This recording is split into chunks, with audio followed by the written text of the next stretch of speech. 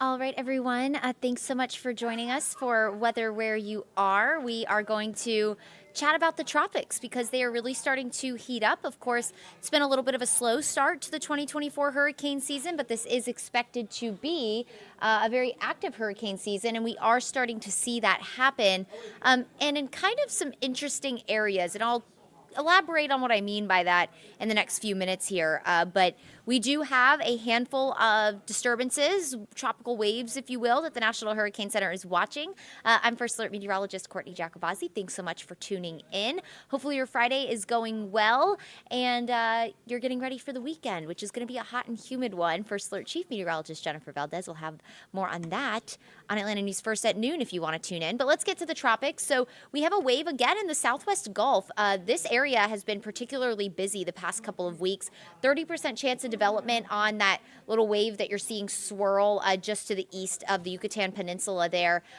Doesn't look like it's really going to turn into anything looking long range at some of our models that do really well with forecasting development of hurricanes, because it is going to run into land, and land essentially prevents development of any kind of tropical system. So not really impressed with that one, but still something to watch. That's definitely been an area of interest. Clearly, the Gulf is warm enough for those storms to start to generate, or at least those tropical waves to start to generate, at least try to get some organization.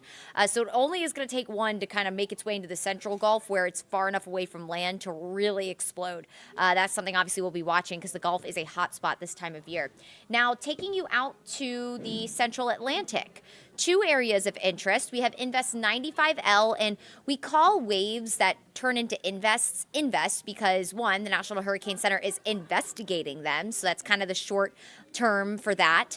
And it also allows the National Hurricane Center to create a few more products, forecast products for it. So when you give something the name Invest, it just allows the National Hurricane Center to kind of put a little more attention on it and ultimately give you some more model guidance on where it's going to go, especially if it looks like some sort of land could be impacted in the next few days. That's key to obviously getting the messaging out, like, hey, heads up, there's potentially a tropical storm coming your way, there's a hurricane coming your way, if they think that it's going to have enough robust development in the next few days. So we have one wave with a 90% chance of development, looks pretty healthy, not a lot of wind shear. There was some Saharan dust in this area pluming off the coast of Africa. Saharan dust essentially kind of chokes tropical systems. Dry air is not what storms need to thrive. They need warm and moist air, which is obviously a very warm body of water, in order to go through the stages of development. So when you have dry air intruding, just like when we have dry air here, you usually don't see clouds in the sky. It doesn't allow everything to evaporate and condense into those cute, puffy cumulus clouds that we see in the afternoon during the summertime. Sometimes when it's really humid, the cumulonimbus thunderstorm clouds.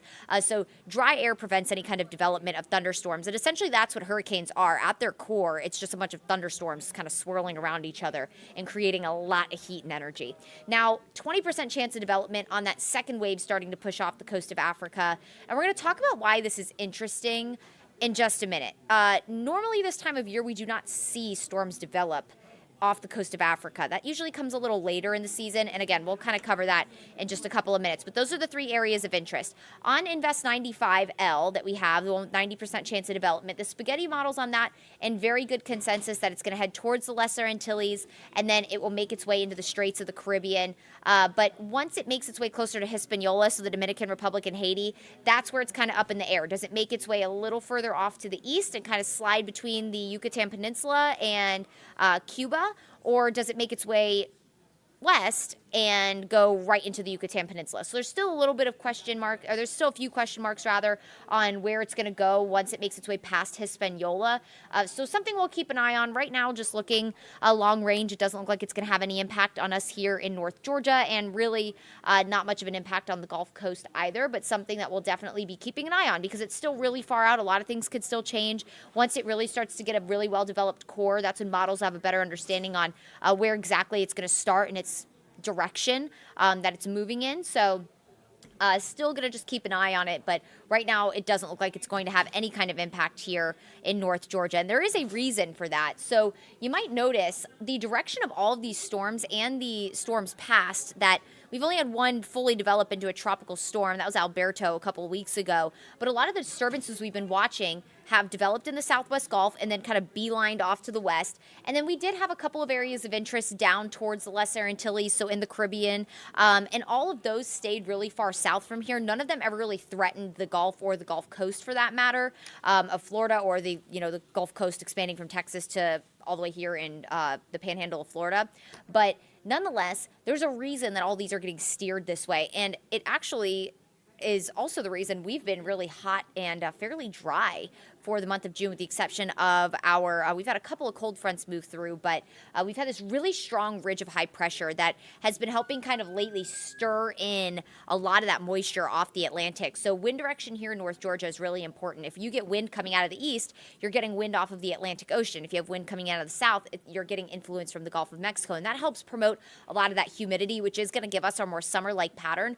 But this time of year in particular, that area of high pressure starts to build out in the Atlantic. We call it a Bermuda high, and because it kind of sits over Bermuda. Now, that high has been really, really strong, which has dominated our forecast, but it's also steered. The way high pressure rotates is clockwise. So the way that wind is moving is steering all of these storms and kind of protecting, because an area of high pressure is kind of like a force field, right? So when you're underneath an area of high pressure, normally you're hot and dry. That's been the case the past few weeks for us. We've been cooking. The Southwest has been cooking. Huge central portion of the United States has been cooking. And so when you're underneath those areas of high pressure, it keeps you warmer and it keeps you relatively dry. You're not going to have a crazy storm system move through. So this high has been steering any kind of disturbance, any kind of invest to our south and beelining it for the Yucatan Peninsula and Mexico. That's exactly what's happening with these two disturbances. Now, when do we get a weakness in this Bermuda high? When do we get a little kink in that high? When does it start to retreat or maybe weaken? That's the big question. It does look like over the next few weeks, there is the possibility that it does start to retreat a little bit, which isn't unusual, especially as we head into the middle of the season. When it starts to retreat back more towards the central Atlantic, that's when those storms start to get steered more towards the Atlantic coast, more into Florida, more into here in North Georgia, the central Gulf. But right now that high is parked and really strong. However, I was talking about the storms that are coming off the coast of Africa, so let's talk about that. The storms coming off the coast of Africa, they're developing or starting to develop rather, in a strange spot for this time of year. We call it the MDR, the main development region. It's between about 20 and 40 degrees latitude. And usually you don't get storms to develop there yet because the Atlantic isn't warm enough, and there's usually a lot of dry air, that's Saharan dust. Sometimes there's a lot of wind shear out there. That's not the case right now. We have this warm water, which is strengthening that Bermuda high, which is helping to steer all these tropical systems towards Mexico. But that high is protecting us here, which is great. We love that. Along the Gulf Coast, closer to us, the southeast Gulf Coast, also the Atlantic coast. So that high is really protecting us and steering all these storms towards the Gulf, or towards Mexico rather. But this is strange to have storms like that develop. Not necessarily, obviously, impossible, but normally you start to see those waves coming off the coast of Africa a little bit later in the season because normally you have some drier air and the Atlantic just isn't prime yet. It's such a large body of water. It takes a lot of time to heat up. Normally the Atlantic just isn't warm enough at this time, but that's the reason that we're forecasting, or the National Hurricane Center rather is forecasting a above average season when it comes to hurricane activity, because the water is already extremely warm, and this is proof of that the water is already very warm because we're already starting to see development in a place that you don't typically, again, not impossible, but you don't typically see at this time. So the fact that that Bermuda high is strong and steering these away is a good thing for us, and that warmer water is going to kind of help keep that strengthened. But how long that stays strong, that's the question. I don't expect it to stay like that for very, very much longer. Now, when it comes to June tropical development, so this is the typical area, and this is because normally we get cold fronts. We've had quite a few already move through, and you'll get these lows to develop along it. Sometimes you'll get what we call tuts. It's essentially a area of unsettled weather that will develop in tropical regions, and that will allow for things to kind of start to spin up. They're troughs. They're essentially just pieces of energy that'll develop out in the very warm water of the Gulf. It's usually very warm, or along the Gulf Stream, also very warm water. So that's where you normally see development this time of year because the conditions are conducive for it. Those fronts will help stir up lows along them, and you'll get those storms to ride up the coast, the Atlantic coast. But the fact that we're already seeing development off the Atlantic is telling of what this season is probably going to give us so far this year, because you just don't typically see that. Usually conditions just aren't primed for that, but they are. In fact, the sea surface temperatures, you usually need about an 84, 85 degree sea surface temperature for prime development. We're already seeing that in a huge stretch of the Atlantic. So again, something that we'll be keeping a really close eye on. As a meteorologist, when you see stuff like this, you just kind of keep your senses extra aware and extra keen, because again, something that isn't, again, impossible, but not necessarily normal. But that's the reason why. The water is already warm. We're already setting the stage for any wave that comes off the African coast, unless there's Saharan dust to stop it, to really continue to develop and move. So now the big question is, when does that big Bermuda high weekend? When does it start to steer things a little more into the Central Gulf, a little more into the Atlantic coast? That's something we'll be watching really carefully. But as I mentioned, as of right now, that high doesn't look to break down. So we have no threat with any of these storms that are trying to develop, or any of these waves rather that are trying to develop. None of those look to have a threat on the United States right now, so that's good news. But definitely going to be keeping an eye on the tropics as we make our way through this hurricane season that's really starting to heat up. Just so you know, next storm that develops, which will probably be that one that's with that 90% chance of development, Invest 95L is what we're calling it right now, that will more than likely be Beryl in the coming days. All right, everyone, thanks so much for joining us for Weather Where You Are.